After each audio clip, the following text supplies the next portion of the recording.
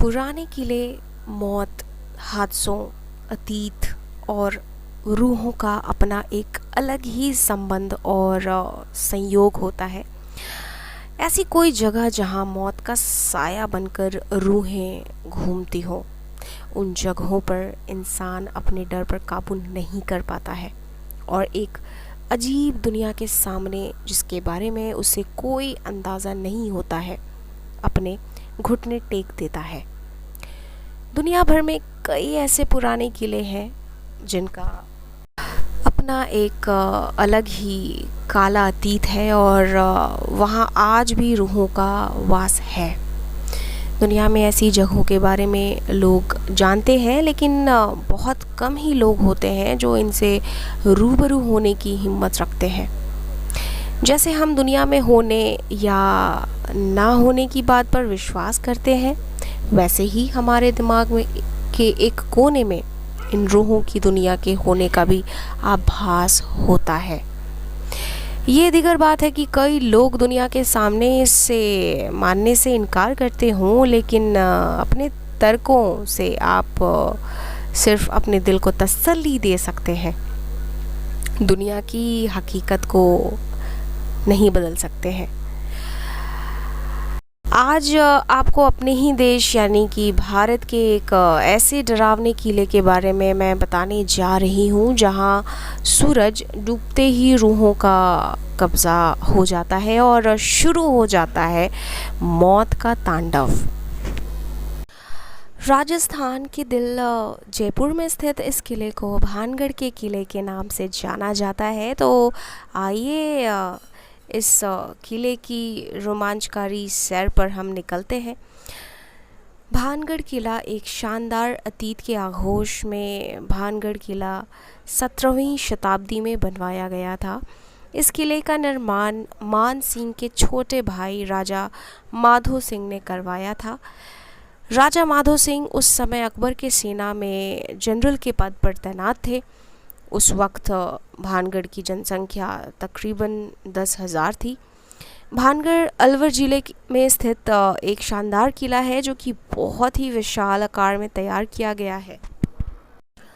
चारों तरफ से पहाड़ों से घिरे इस किले में बेहतरीन शिल्प कलाओं का प्रयोग किया गया है। इसके अलावा इस किले में भगवान शिव, हनुमान आदि के बेहतरीन और अति प्राचीन मंदिर विद्यमान है। इस किले में कुल 5 द्वार हैं और साथ साथ एक मुख्य दीवार है। इस किले में दृढ़ और मजबूत पत्थरों का प्रयोग किया गया है जो अति प्राचीन काल से अपने यथास्थिति में पड़े हुए हैं। भानगढ़ जिले पर काले जादू सिंधिया का शाप भानगढ़ किला जो देखने में जितना शानदार है, उसका अतीत उतना ही भयानक है। आपको बता दें कि भानगढ़ किले के बारे में प्रसिद्ध एक कहानी के अनुसार भानगढ़ की राजकुमारी रत्नावती, जो कि नाम के ही अनुरूप बेहद खूबसूरत थी, उस समय उनके रूप की चर्चा पूरे राज्य में थी और 7 देश के कोने के राजकुमार उनसे विवाह करने के लिए इच्छुक थे। उस समय उनकी उम्र महज 18 वर्ष ही थी और उनका यौवन उनके रूप में और निखार ला चुका था। उस समय कई राजाओं ने उनके लिए विवाह के प्रस्ताव आ रहे थे। उसी दौरान वो एक बार किले से अपनी सखियों के साथ बाज़ार में निकलती हैं और राजकुमारी रत्नावती एक इत्र की दुकान पर पहुंची और वो इत्रों को हाथों में लेकर उसकी खुशबू ले रही थी। उसी समय उस दुकान से कुछ ही दूरी एक सिंघिया नाम व्यक्ति खड़ा होकर उन्हें बहुत ही गौर से देख रहा था।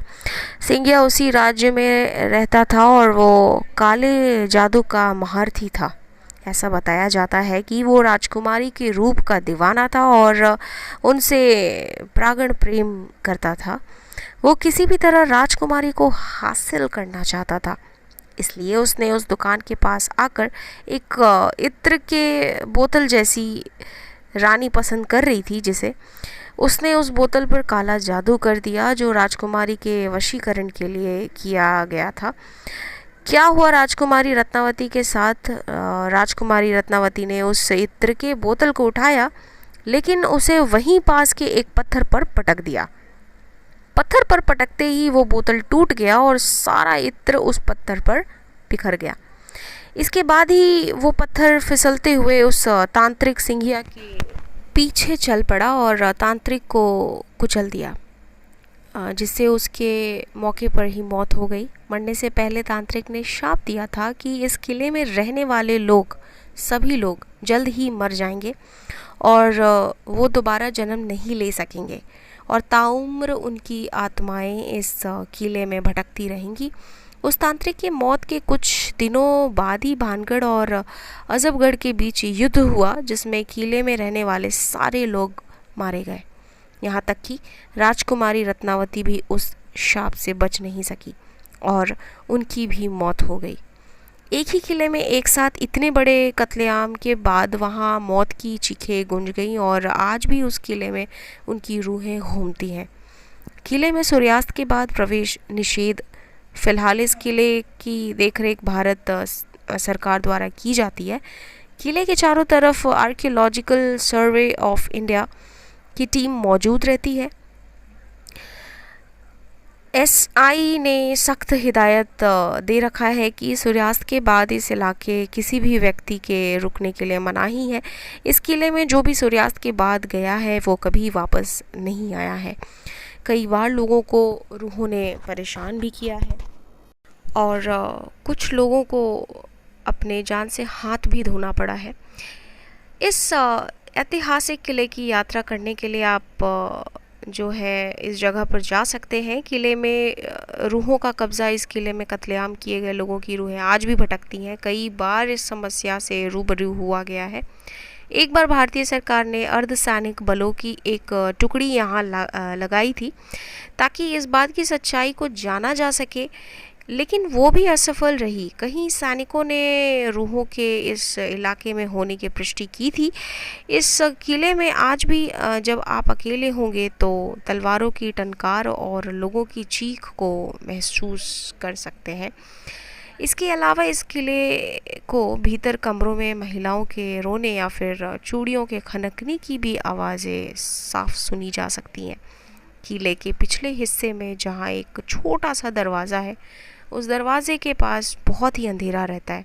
कई बार वहाँ किसी के बातें करने या एक विशेष प्रकार की जो गंध है वो महसूस होती है। वहीं किले में शाम के वक्त बहुत ही सन्नाटा रहता है और अचानक ही किसी के चीखने की भयानक आवाज़ इस किले में गूंज जाती है। तो दोस्तों, आपको ये स्टोरी कैसी लगी कमेंट बॉक्स में अपने विचार ज़रूर दें एंड हमारे चैनल को सब्सक्राइब कर लें अगर आप इस चैनल पर पहली बार आए हैं तो। Thank you guys, thank you so much.